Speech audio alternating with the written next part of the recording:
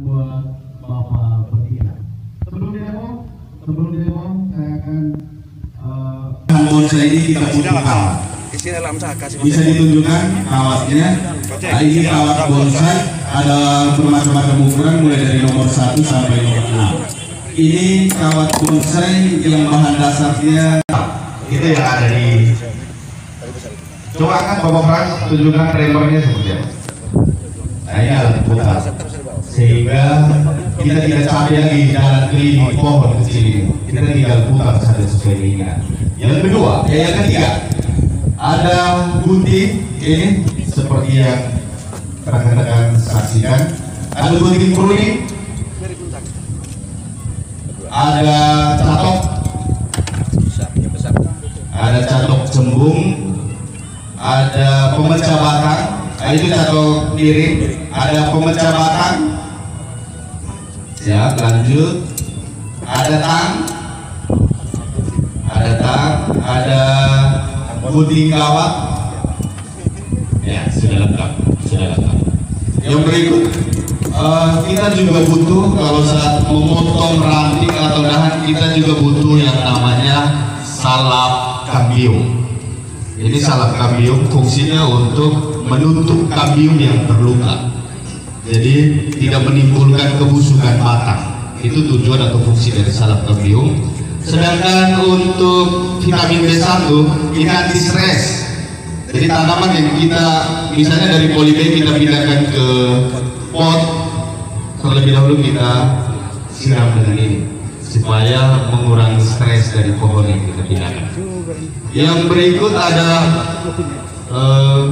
gergaji untuk potong-potong ranting atau dahan yang besar. Ini sarung tangan ini untuk pohon, membentukkan pohon yang besar yang karakternya ada duri-durinya. Misalnya pohon duri atau arabica, ada rikung, jenis-jenis pohon yang keras dan berduri. Kita langsung saja demo. Silakan berdiskusi para trainer dari anggota Dewan Penasehat Komunitas Bonsai Gopang. Silakan waktunya 1 menit untuk berdiskusi kira-kira gaya membonsai apa yang nanti beliau bertiga mainkan di pohon kecil ini. Bisa juga formal, bisa informal, bisa gaya cascade atau air terjun. Mereka bertiga yang memutuskan. Silakan. Musik.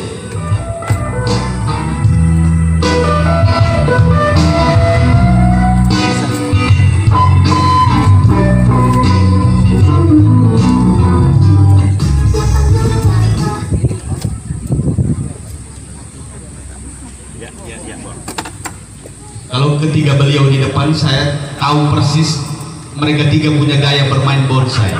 Saya sangat tahu persis. Kalau Bapak pengacara hobinya yang merunduk. Cari dulu Pak. Ya, siap.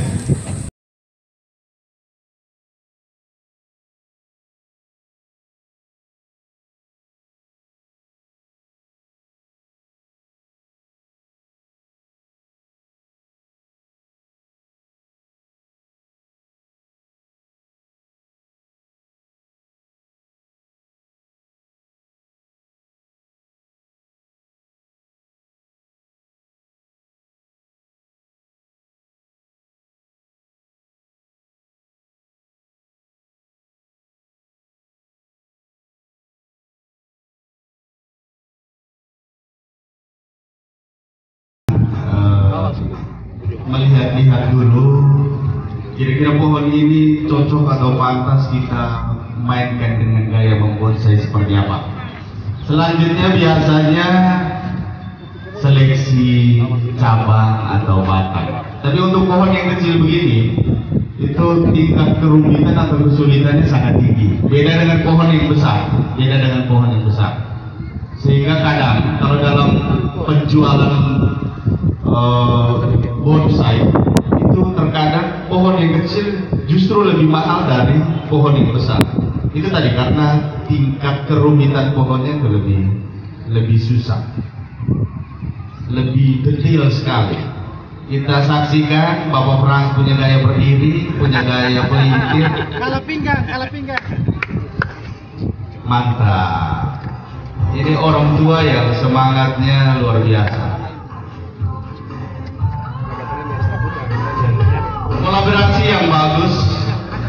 Kolaborasi yang bagus antara anggota Dewan Penasihat Komunitas Bonsai Kupang, satu pegang kawat, satu pelintir, ya mantap. Ini proses yang menentukan arah, menentukan bentuk dari sebuah bonsai. Ini sudah prosesnya. Setelah kita pelintir dengan atau kita kawati atau istilah dalam bonsai wiring, selanjutnya pengarahan batang. Batangnya Bapak Ignas? Ya siap. Batang. Lebih fokus lagi karena proses ini penentu bonsai itu bagus atau tidak, ini prosesnya. Biasanya kalau kami mood itu sangat menentukan hasil karya dari kami sendiri. Jadi kalau dalam keadaan emosi, mending tidak usah bentuk pohon, nanti patah-patah dia punya ranting. Tapi beliau bertiga di depan ini kelihatan moodnya lebih enak. Tadi malam tidur nyenyak, pagi-pagi sudah ngopi. Kalau ini memang pemain lama, jadi kelihatan kentara sekali, tangannya tidak gemetar. Biasanya kalau pemain baru itu tangannya sudah gemetar, apalagi berhadapan dengan rekan-rekan media seperti ini. Jam terbangnya sudah tinggi sekali, makan garamnya sudah banyak sekali. Kalau kami lain makan garam pakai sendok, mereka sudah pakai skop.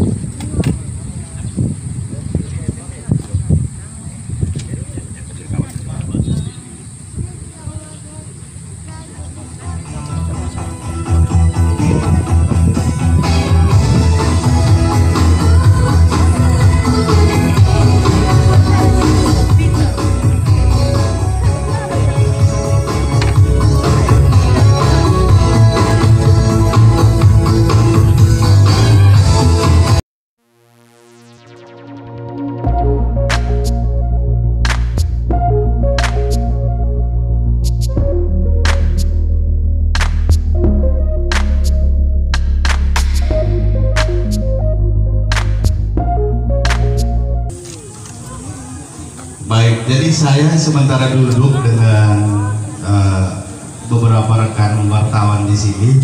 Ternyata ada satu rekan wartawan, ibu-ibu baju biru. Beliau bilang beliau punya bonsai di rumah. Jadi beliau minta supaya Bapak Frans atau beliau bertiga di depan supaya bisa ke rumah untuk bentuk beliau punya bonsai. Bisa kok? Bapak Ignas. Bisa ya? Saya lihat Om Heri kayak gugup. Ada matuana. Mau bentuk ibu-ibu punya bonsai, beliau gugup. Ada bentuk. Katanya pemain bonsai maksudnya. Jadi informasi buat rekan-rekan wartawan media yang barangkali punya hobi yang sama dan di rumah punya koleksi bonsai, monggo mari kita sama-sama bergabung belajar bersama di komunitas Bonsai Kupang. Untuk rekan-rekan wartawan yang baru datang, kami mohon kesediaannya. Supaya semua sama. Dari tadi kami meminta untuk turut berpartisipasi dalam pemilihan pohon atau bonsai favorit. Bisa lihat-lihat pohon di depan saya ini, ada nomornya, bisa bantu untuk memilih menurut ibu atau bapak pohon yang paling bagus. Silakan isi nomornya di kertas putih yang sudah kami siapkan, lalu kemudian dimasukkan dalam kotak suara. Hasilnya akan kami umumkan sebentar. Rekan-rekan media, ini kan lagi berproses ini. Barangkali ada yang mau ditanyakan langsung, silakan. Beliau bertiga siap jawab. Bapak, ini butuh waktu berapa lama sampai jadi bonsai yang bentuknya bagus ini? Saya ulangi Bapak, saya Fritz dari Media Seluruh Desa bertanya, proses pembentukan ini butuh berapa lama sampai bisa menjadi bonsai yang bentuknya bagus dan menarik? Terima kasih. Ya, untuk sisi waktu relatif sekali. Bapak Bram, baik. Karena dari waktu itu tidak bisa kita tentukan. Karena ada yang contoh kita dapatkan bakalan yang cepat, kita bisa karakter dari alam sudah membentuk, berarti kita tinggal melanjutkan memoles. Tetapi kalau contoh dari biji ataupun dari cangkokan dan lain-lain, stekan, waktunya tuh tidak terlalu apa istilahnya, kita sendiri tidak terlalu berpatokan bahwa dia ini mesti lama atau tidak. Tetapi kalau alam sudah membentuk separuh dan kita tinggal memoles, maka waktunya singkat. Tapi kalau dari awal kita membentuknya dari biji atau cangkokan, stekan, itu membutuhkan waktu yang ya lumayan lama. Ya, dia dari tahun, kalau kita sampai mendapatkan satu bonsai yang sempurna, katakan seperti itu, yang dikatakan bonsai itu tuh semua kriteria dari pengakaran, kemudian batang, percabangan sampai kepada perantingan, itu bisa membutuhkan waktu 3 sampai 4 sampai 5 tahun. Maka disitulah sebenarnya bonsai ini membutuhkan kesabaran. Saya sangka seperti itu. Bapak, Ya. saya izin tanya dulu. Baik. Ini kan saya dari media Fox NTT. Saya lihat ini kan rumit sekali. Ya. Rumit sekali. Lalu yang kedua, ada berbagai jenis pohon yang akan didesain menjadi sebuah bonsai yang unik. Ya. Kira-kira kalau dari jenis pohon itu, pohon mana yang paling gampang dan juga pohon mana yang tingkat kesulitan yang paling tinggi? Itu pertama. Kemudian yang kedua, mengurus ini kan ya beda-beda tipis dengan kami yang masih muda mengurus yang tua. Curhat. Iya, lebih rumit mungkin ini karena dia ada tingkat kejenuhan bunga juga ada. Lalu Bapak juga punya pekerjaan lain di luar, ya kan? Kira-kira waktu yang pas untuk waktu yang tepat untuk mendesain bonsai itu di waktu yang mana? Kemudian yang berikut adalah apa kira-kira kerumitan, apa kira-kira kesulitan yang paling besar selama beresiko mungkin selama Bapak mencintai bonsai dan turut ikut dalam komunitas ini dan juga memelihara bonsai di rumah. Itu terima kasih. Terima kasih. Kalau kita mau bergelut dengan pohon, ini makhluk hidup ini. Kita bergelut dengan pohon. Hal pertama itu adalah kecintaan. Karena apa? Karena itu yang menjadi dasar yang paling kuat sebenarnya. Kalau orang membonsai, karena datang mereka tanya di pameran atau di teman-teman yang jual bonsai, oh ini harganya sampai sekian. Nah, tergiur karena duitnya, kebosanan akan ikut segera. Karena apa? Dasarnya mencintai. Karena ini makhluk hidup. Jadi paling tidak kami ini orang biasa katakan kami kayak orang gila. Kenapa? Sering duduk dan sendiri ngomong dengan pohon. Benar. Jadi orang ngomong bilang ini orang gila bekerja. Tingkat kerumitan dari tingkat kerumitan. dari Untuk jenis tingkat pohon. Iya, tingkat kerumitan ini memang kadang kami juga sering mengalami. Ada pohon yang berbatang lentur. Ada pohon dari belakang. Ketika dia patah, Trainer andalan kami dari komunitas bonsai Kupang, dari Dewan Penasihat Komunitas Bonsai Kupang, dan proses wiring sudah selesai, pengarahan juga sudah selesai. Ini gaya apa ini? Cascade atau semi cascade? Mereka bertiga yang tahu. Selanjutnya dari setelah proses ini lalu pasti ganti pot atau ganti wadah. Silakan Bapak bertiga untuk mengganti media atau wadah yang lama ke wadah yang baru. Pemilihan pot juga menentukan. Untuk pohon yang semi cascade atau cascade seperti ini membutuhkan pot yang tinggi. Tidak bisa menggunakan pot atau media yang pendek. Bisa masuk. Mantap. Lalu yang berikut, supaya mengurangi stres juga sebetulnya, tingkat kelembapan dari media itu juga terjaga dengan baik. Itu biasanya setelah pindahkan ke media yang baru atau wadah yang baru, kita semprot atau siram dengan vitamin B1. Seperti yang saya sudah sampaikan di awal tadi, bahwa ini fungsi tujuannya untuk mengurangi stres. Jadi dicampur dengan air, biasanya 1/4 tutup botol itu dicampur dengan 1 liter air. Lalu kemudian dikocok dulu. Asik. Ya, mantap. Bapak tua masih kuat sekali kalau itu. Kalau urusan begitu Bapak tua jago. Kalau semprot ini Bapak tua keboi yang jago. Mantap.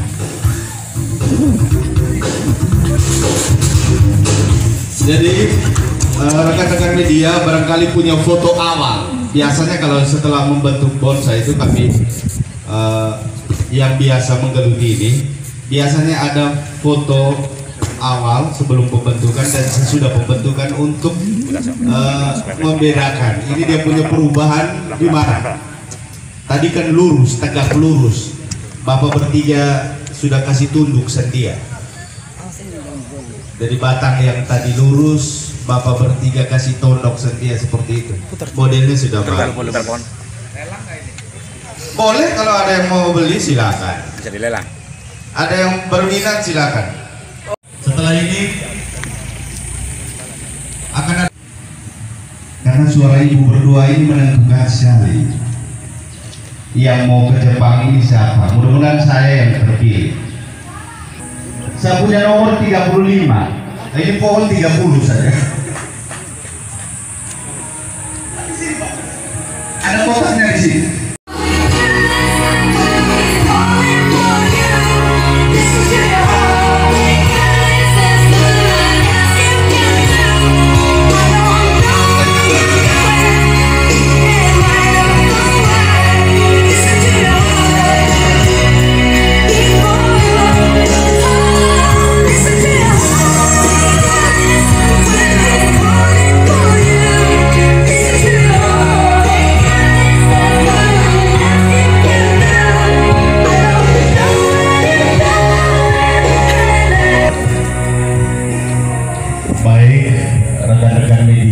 Barangkali baru sampai di arena pameran, kita mohon partisipasinya untuk